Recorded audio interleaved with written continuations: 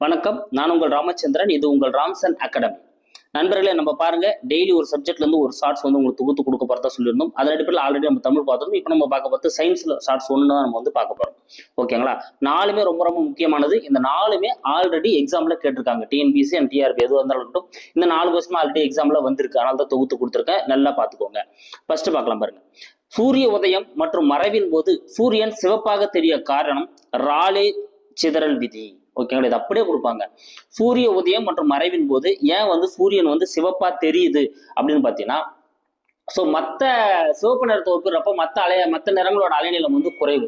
So அதனால சிவப்போட அலைநீளம் அதிகம் அப்படின்றதுனால அது அந்த அளவுக்கு என்ன பண்ண படத்துல சிதறடிக்கப்படத்துல சிவப்போட அலைநீளம் அதிகம் அப்படின்றதுனால அது சிதறடிக்கப்படாம முழுசா வந்து என்ன பண்ணுதுங்க வந்து சேருது. மற்ற நிறங்கள் வந்து என்ன பண்ணப்படுது சிதறடிக்கப்படுது. அதனால சூரியன் வந்து நம்மளுக்கு மறைவின் போதும் தோன்றும் போதும் சிவப்பு நிறமா இருக்கு. இதுக்கு ராலே ஒளிச்சிதறல் விதி தான் வந்து காரணம். அதுல நீங்க ஞாபகம் வச்சுக்கணும்.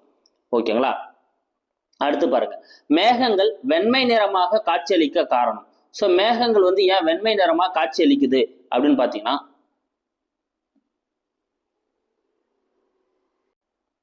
சோ மேகங்கள் வெண்மை நிறமாக காட்சியளிக்க காரணம் அப்படின்னு பாத்தீங்கன்னா மீ ஒளி சிதறல். என்னதுங்க? மீ ஒளி சிதறல் தான் வந்து அதுக்கான காரணங்க. ஓகேங்களா? சோ மேகத்துல இருக்கக்கூடிய அந்த நீர்த்துளிகள் என்ன பண்ணுது அப்படின்னா அனைத்து நிறங்களையும் சம அளவுல வந்து என்ன பண்ணுதுங்க சிதறடிக்குது. சோ அனைத்து நிறங்களும் சம அளவுல சிதறடிக்கப்படுறதுனால அந்த இடம் வெண்மையா தான் தெரியும். இதுக்கு இன்னொரு எடுத்துக்காட்டு நியூட்டன் தட்டு அப்படின்னு நம்ம ஒண்ணு பார்த்திருப்போம். நியூட்டன் தட்டுல எல்லா கலரும் ஒன்னா சேர்த்து சுத்துறப்போ வந்து பாத்தீங்கன்னா நமக்கு வெண்மை நிறமா தெரியும். அப்போ அனைத்து நிறங்களும் சம அளவுல சிதறடிக்கப்படுறதுனால தான் மேகங்கள் இருக்கக்கூடிய நீர்த்துளிகளால சிதறடிக்கப்படுறதுனால மேகம் நம்மளுக்கு என்ன கலர்ல தெரியுது? நீல கலர், சாரி, வெண்மை நிறமா வந்து தெரியுது. அதுக்கான காரணம் மீ ஒளி சிதறல். அடுத்து பாருங்க, சூரிய ஒளி ஜன்னல் வழியே நுழையும் போது, சூரிய ஒளி ஜன்னல் வழியா வரும்போது ஒளிக்கற்றை பாதி தெரிதல். சோ ஜன்னல் வழியா ஒரு சன்லைட் வரப்போது பார்த்தீங்கன்னா அதுல தூசெல்லாம் பறக்கிறா போல தெரியும். அதுக்கான காரணம் டின்டால் ஒளிச்சிதறல். நிறைய எக்ஸாம்ல இதை கேட்டிருக்காங்க. நல்லா ஞாபகம் வச்சுக்க. நீங்க கண் கூடவே நிறைய இடங்கள்ல பார்த்திருப்பீங்க. அடுத்து 4th ஒன் பாருங்க, கடல் நீர் நீல நிறமாக காட்சியளித்தல். சோ கடல் நீர் வந்து ஏன் நீல நிறமாக காட்சியளிக்குது அப்படின்னா அதுக்கு ராமன் விளைவு, ராமன் எஃபெக்ட் தான் வந்து காரணம். என்ன ரீசன் அப்படின்னா ப்ளூ கலர் வந்து பாத்தீங்கன்னா குறைவான அலைநீளம் உடையது. மற்ற எல்லா கலரும் வந்து பாத்தீங்கன்னா அப்சர்வ் பண்ணப்படுது. ப்ளூ கலர் வந்து குறைவான அலைநீளம் உடையதுன்றதால அது நன்கா பிரதிபலிக்கப்படுது.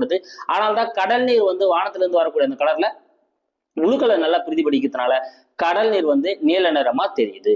ஓகேங்களா? அப்ப அதுக்கான காரணம் ராமன் விளைவு. அப்போ சூரிய உதயம் மற்றும் மறைவின் போது சிவப்பா இருக்க காரணம் ராலே ஒளிச்சிதறல்.